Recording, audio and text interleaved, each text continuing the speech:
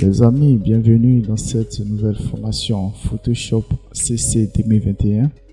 Pour tous ceux qui sont nouveaux sur ma page, abonnez-vous et activez aussi la cloche de notification. Et vous pouvez aussi visionner certaines vidéos que j'ai fait par le passé. Mais aujourd'hui, nous allons découvrir l'univers de Photoshop. Et je vais fermer et je vais l'ouvrir. Nous allons apprendre ensemble les bases. C'est un logiciel par lequel vous-même vous allez apprendre à vous former en tant qu'infographe. Vous allez vous forger dans cet univers. Vous allez découvrir certaines choses. Je vous recommande ce logiciel parce que il est plus professionnel.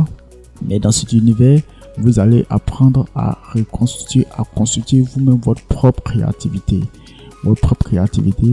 Et sachez que c'est pendant que vous allez travailler au fur et à mesure, vous allez découvrir vraiment beaucoup de choses dans Photoshop.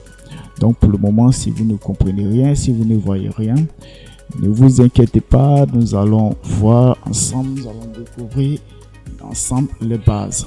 Si vous êtes nouveau sur ma chaîne, abonnez-vous, activez la cloche de notification et vous allez recevoir toutes ces autres formations, ces autres épisodes que nous allons faire dans Photoshop.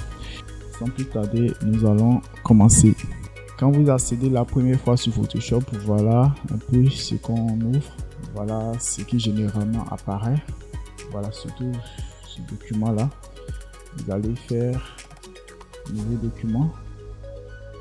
Et ici, vous allez voir certains paramètres qui sont déjà, certains formats qui sont déjà prédéfinis.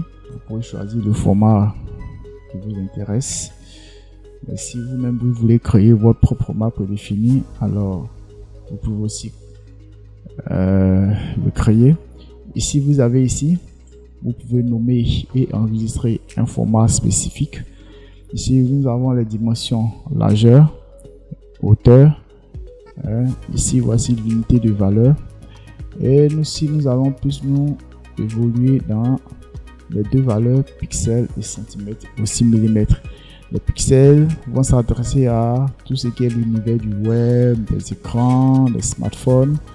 Et vous allez choisir les pixels et vous allez rentrer les valeurs en fonction de ce que vous voulez. Et aussi, vous pouvez aller en centimètres. Centimètres, bon, c'est fait pour toutes sortes de supports, les papiers A4, les A3, tout ce qui va passer à l'impression. Vous n'allez pas choisir vos formats en pixels, mais vous allez choisir soit en centimètres, soit en millimètres. Si vous prenez centimètres, après vous pouvez le convertir et vous allez aller en millimètres.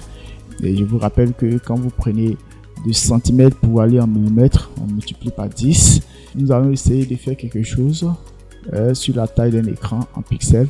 Et la taille de mon écran, sachez que c'est une taille de Full HD. Le Full HD, c'est de 1920 sur 1920 sur 1080. Voilà.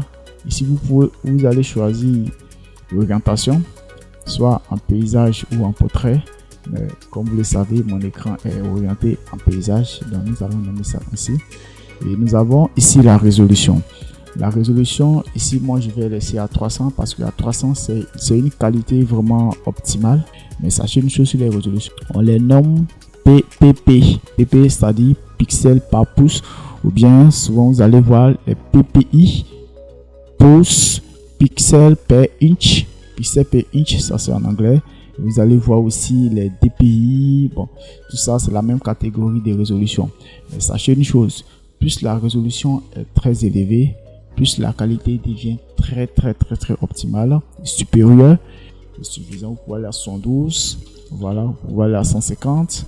Mais moi, j'ai choisi d'utiliser 300. Mais comme je vous l'ai dit, avant de choisir cette résolution, sachez que votre ordinateur vraiment a une puissance qui peut supporter cette résolution. Je ne sais pas c'est quel ordinateur vous utilisez, mais quand vous allez travailler avec cette résolution, vous allez constater que votre ordinateur va chauffer surtout le processeur. Il y a aussi le mode colorimétrique. Le mode colorimétrique, on va aller en RVB. RVB, c'est tout ce qui est en relation avec l'écran, le web, ainsi de suite. Voilà, il y a le mode CMJN. Voilà, CMJN, ça c'est pour tous travaux d'imprimerie en converti, mais je vous conseille de travailler en RVB pour avoir les couleurs très vives et fluides. Et après, à l'imprimerie, on peut toujours convertir les couleurs en CMYK sans problème. Il y a aussi d'autres modes polymorphiques que nous n'allons pas en parler. Il y a les bitmaps, les niveaux de gris, il y a des couleurs lab. Nous n'allons pas toucher ça aujourd'hui. Donc, on va choisir en RVB en 8 bits. Et sachez que les 8 bits, c'est-à-dire chaque couleur, le rouge, le vert et le bleu, dans chaque couleur, on a 256 valeurs de couleurs. C'est-à-dire dans le rouge, vous allez avoir 256 valeurs de rouge, de vert, 256 valeurs de vert, le bleu, 256 valeurs de bleu. Et quand vous multipliez toutes ces valeurs, vous allez obtenir 16 700 chiffres par là, disponibles dans les 8 bits, dans le profil colorimétrique RVB. C'est suffisamment. Voilà, ça c'est la base. Voilà. Après, vous avez les 16 bits. Imaginez un peu, en 16 bits, tout va se multiplier et vous allez tendre vers les centaines et millions de couleurs. Avec les 8 bits, votre ordinateur ou la machine peut arriver à gérer. De plus, vous augmentez 16, 32 et votre machine va vraiment exercer plus de couleurs, plus de calculs dans les couleurs. C'est pas nécessaire de rester en 8 bits. Voilà. Ici, on va rester en arrière-plan, on va rester en blanc. On peut changer de couleur, toutes sortes de couleurs.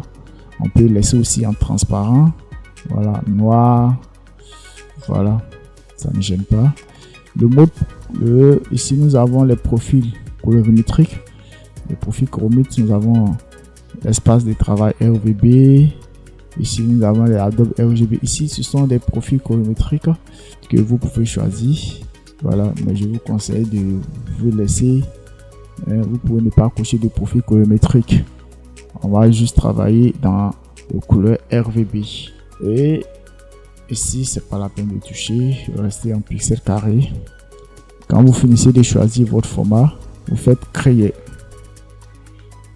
Et bien voilà, les amis.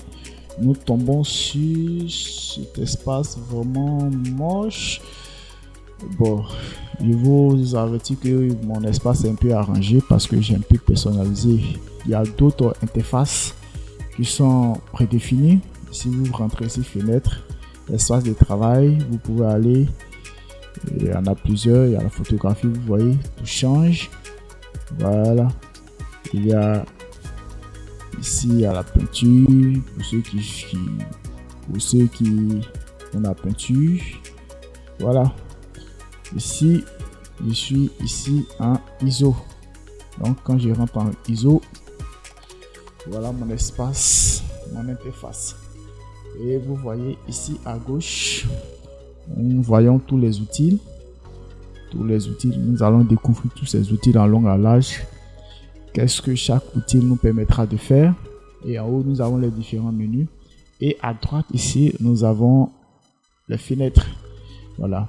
Mais pour pouvoir personnaliser les fenêtres, moi, j'appelle ici cet endroit mon espace ergonomique. C'est-à-dire, c'est l'espace qui va me permettre de vraiment de travailler aisément avec tous mes outils. Voilà. Ici, j'ai les caractères, j'ai les paramètres, j'ai les propriétés, pinceaux. Ainsi de suite, je les ai regroupés comme ça. On peut les déplacer. Je peux déplacer ça. Je viens ici. Vous voyez, je peux déplacer celui-là pour venir ici. Vous voyez tout ce qu'on peut faire avec. Je peux l'amener ici. Et à la fin, on peut les ramener tous ici. Bon, j'ai essayé de faire quelque chose. Mais tout qu'on fait, on peut revenir. Ici, on vient espace de couleur. Ici, je viens réinitialiser ISO, tout revient. Donc, les amis, n'ayez aucun souci, tentez tout, réorganisez tout. Et une fois que vous sentez que vous avez foiré quelque part, vous revenez ici, vous faites réinitialiser ici, réinitialiser les indispensables et tout revient. Pour ce premier épisode, on va s'arrêter là. Nous allons voir tous ces différents outils, qu'est-ce que chaque outil va servir. Sur ce, je vous demande aussi de m'encourager. Abonnez-vous pour ceux qui ne sont pas encore abonnés. Activez la cloche de notification pour recevoir toutes les notifications de mes prochaines vidéos. Et aussi de mettre un pouce bleu si ce n'est pas encore fait. À la prochaine.